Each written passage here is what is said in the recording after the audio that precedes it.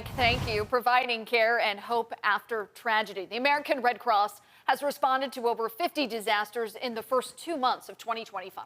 With that in mind, the organization is asking for your support today on its Giving Day. Joining us now is Nick Bond, the CEO of the Red Cross's Western New York region. Nick, good morning. Good morning. Thank you for having me today. Hey, great to have you. Listen, we talk a lot about the Red Cross, but could you just kind of outline for maybe people who hear about it but don't know specifics, what do you do? We do a lot at the Red Cross. You know, one of the main areas that we focus on in our humanitarian services is disaster relief. Each year in our 27-county reach, we respond to nearly 900 home fires. That's the disaster that we see each and every day. A lot of people in the news will hear about tornadoes and hurricanes that are happening across the country. But here locally, our team of volunteers are responding every single night to individuals and families that have suffered a home fire. Today, of course, Giving Day. Nick, talk to us about the impact today has on your organization and what you're hopeful to achieve. Yeah, for us, it's a couple things. One, it's recognizing our volunteers. In Western New York, we have 2,100 volunteers that do our work. That's 90% of our workforce. So without the individuals that volunteer their time to go out and support families, whether it's following a home fire, whether it's following a blizzard and supporting one of our shelter operations, or those team of volunteers that help us operate our blood drives every single day, I think it's an opportunity for us to recognize them for the work that they do. It's also an opportunity for us to highlight the work that we do in the community right here in Western New York and ask individuals for their support.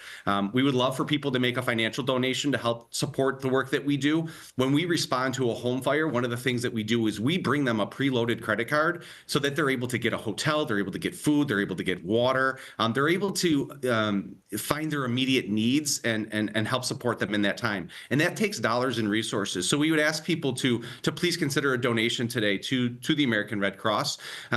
Also, you know, if people don't have the ability to donate, there's other ways that you can support our mission. You can volunteer, you could roll up your sleeve and give blood, or you could take a training class, learn CPR, learn first aid, and make sure that we have a community that is prepared to respond in times of disaster. An important part of this message seems to be the fact that a lot of times people receive Red Cross services after the fact, and they don't think about ahead of time what you need to make those services happen.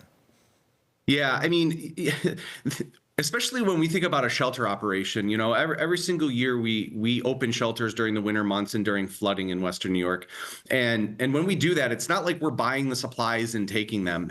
There's a lot of pre-planning that goes into it. We stage north of 30 trailers full of equipment to make sure that we have the ability to respond quickly when we have to open shelters or respond to a disaster. But the resources also go into the recruitment, the engagement, and the training of our volunteers. We don't just bring in a Red Cross volunteer and say, okay, we'll call you when we have a disaster. We really work on engaging with those volunteers and training them to make sure that they are very well prepared to respond when our community has a need.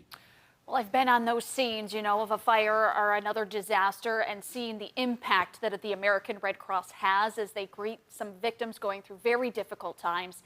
Nick, we really appreciate your time this morning. Thanks so much. No, thank you for having me, and thank you for allowing me to, highlight the great work of our volunteer workforce. You bet. It is 7:45. Mike's going to have another look at your forecast straight ahead.